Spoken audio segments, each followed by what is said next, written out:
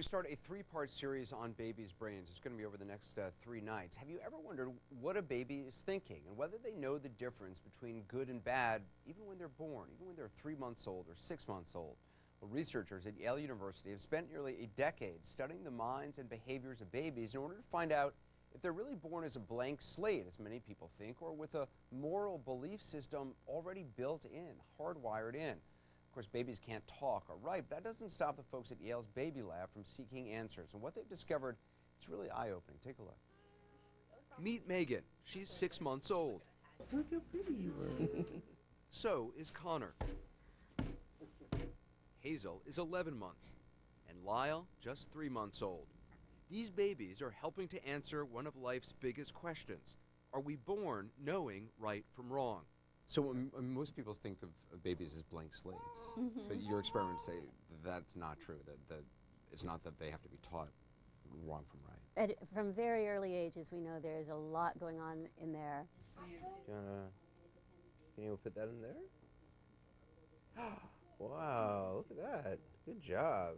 This is the Infant Cognition Center at Yale University, otherwise known as the Baby Lab. Based on over 8 years of studies, researchers here believe that babies are not taught the difference between good and bad, but instead are born knowing it. As these babies grow, their moral beliefs are enhanced by parents and society, but they aren't created by them. Up goes the curtain. The studies are conducted with the help of puppet shows. The puppets act out good and bad behavior. Watch as this puppet struggles to open a box. A green bunny comes along and helps to open the box. Green bunny, nice and helpful. Then an orange bunny comes along and slams the box shut. Orange bunny, mean and unhelpful. The actions are repeated a number of times. But what does this mean to 6-month-old Megan? She watches the show and is then presented with the two puppets, the nice green bunny and the mean orange bunny. Who do you like? Megan grabs for the green bunny, the nice one. Dr. Karen Wynn runs the Yale Baby Lab. She says by grabbing with her hands, Megan shows she understands the difference between good and bad. When it comes to the social world, little Megan here who's hugging, oh, that's cute. She's showing the really typical response of all of the babies that come in. They gravitate towards the helpful characters and the friendly characters, and from very early on there. But how do we know what she's really thinking? Well, we don't know the subtleties of what she's really thinking, but what we find is when they look at a social interaction between two individuals, they can tell whether that's a positive one or a negative one, and they're drawn towards the positive character. Up goes the curtain. Connor and Soshi watch the same show. Nice bunny, mean bunny. According to the studies, over 80% of the time, the nice bunny ends up in the arms of the baby. Wynn and her team wanted to see if babies even younger than 6 months would recognize good and bad behavior. So they tried this experiment with 3-month-olds. Babies this young don't have the motor skills to grab for anything, so how do they show their preference? It turns out by staring.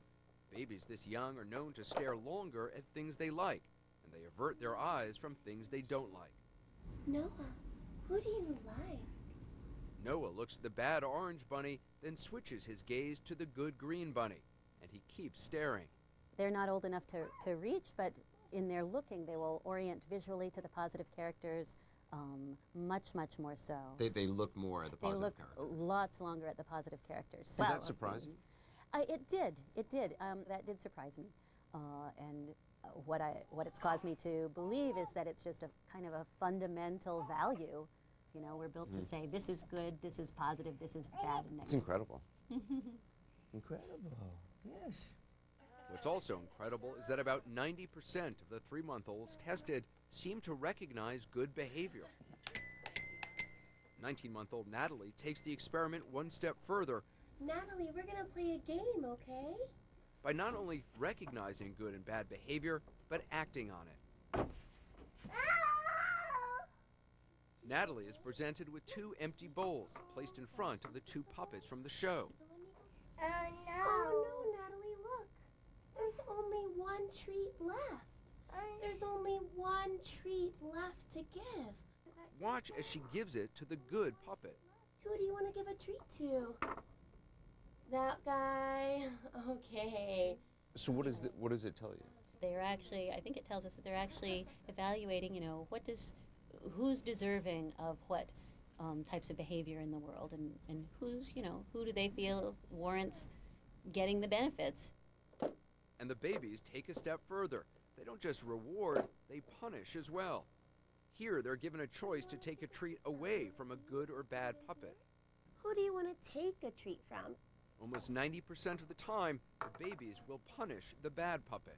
Now, is it possible this is just coincidence, that they're just kind of gravitating to a color of the shirt they like more, or where That's the placement is? Good question. We switch the colors of the shirts. So for half the babies, the green shirted puppet is nice, and for half the babies, it's the orange shirted puppet that's nice.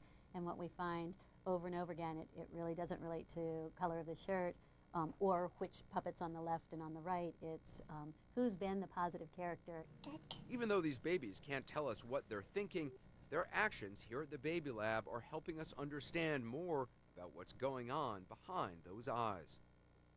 It's really fascinating. There's a lot more going on behind their eyes than we probably previously thought. And we just saw babies recognizing good behavior, bad behavior. In part 2 of our series tomorrow, we're going to look at situations where bad guys have something the babies want, and then we're going to see what it takes for the baby to actually interact with the bad guy. Me. After the show, the good green bunny and the bad orange bunny each offer Lucy some graham crackers. The good bunny has just one cracker to offer, but the bad bunny has 2. Which one will Lucy choose? The answer to that tomorrow on 360 at 8 p.m. Eastern. Coming up tonight, the latest on the ice and snow making a mess of the southeast and heading for the northeast as well. We'll check back in with Chad Myers. Also, at an 86-year-old woman in Atlanta, her harrowing storm survival story. Her roof collapsed on top of her while she was sleeping in bed. We'll meet her coming up.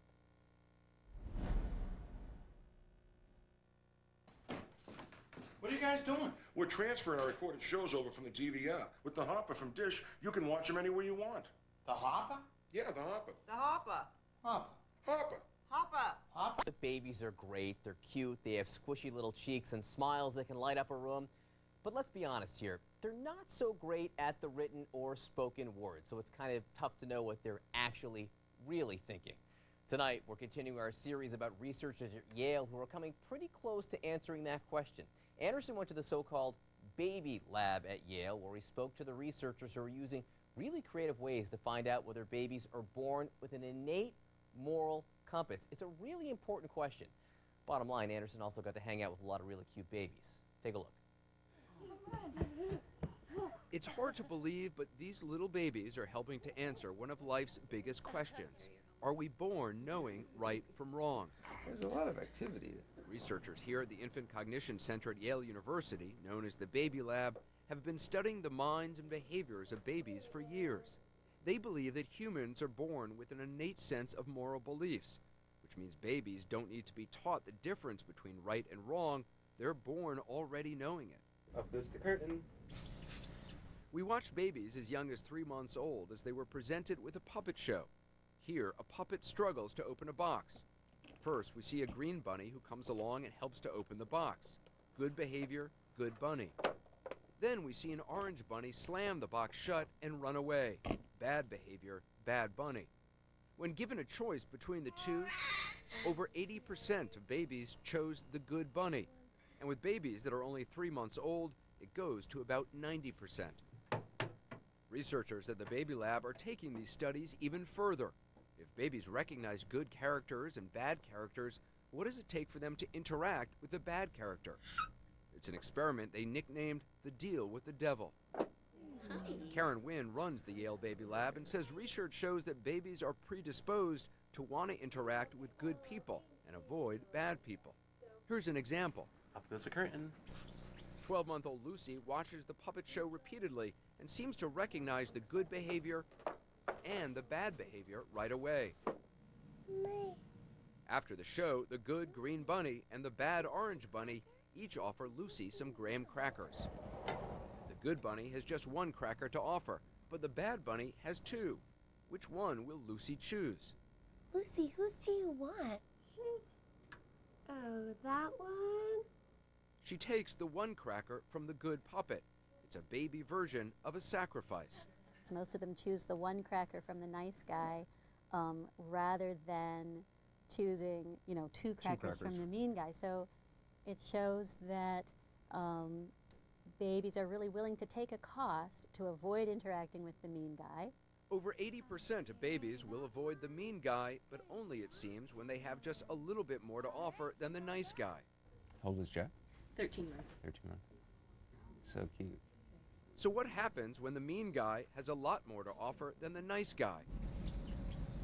Jack is presented with the same puppet show, but a different choice. This time, the bad bunny has 8 graham crackers to offer. The good bunny, still just 1 cracker. Whose do you want? Jack goes for the 8 crackers from the bad bunny. So someone may be And- unpleasant to deal with, but if there's a reason to deal with them, if they have more stuff or more things that we want or need, we'll deal with You know, it's interesting. I've tended to think of it the flip version of it, which is the positive, that it exhibits not only that we have an aversion to interacting with the negative people, but also that there really is a cost to being a negative person, and that is you have to have more. You know, there's a cost, and you have to work to overcome it in some way or another. I tend to see the negative. Although most babies end up taking crackers from the bad guy, 1/3 will still choose to take the cracker from the nice guy. This is a good sign to Karen Wynn, who says if babies as young as 12 months old can override their selfish instincts, full-grown adults should be able to also. We're creatures that are conducting cost-benefit analyses on all aspects of our actions. And even And how- babies are weighing these considerations. Even very, very young ages are weighing these competing considerations and, you know, deciding where their own threshold is. For baby Jack, his threshold was just hunger, and the choice perhaps too tempting. You gotta do what you gotta do, You Jack. got to do what you got to do. Anderson Cooper, CNN, New Haven, Connecticut. I never trusted the bad bunny. This is incredible research. We will wrap up our special series tomorrow night, and do not miss Anderson's interview with Paul Bloom of Yale University's Baby Lab and author of Just Babies, The Origins of Good and Evil. He'll dig deeper into these issues of morality and what babies are really thinking. We'll also learn what else might be going on inside those cute little heads. So tune in to 360 tomorrow night for that. There's also more online at AC360.com and on CNN's mobile app in the featured section. It's all fantastic stuff. We'll be right back.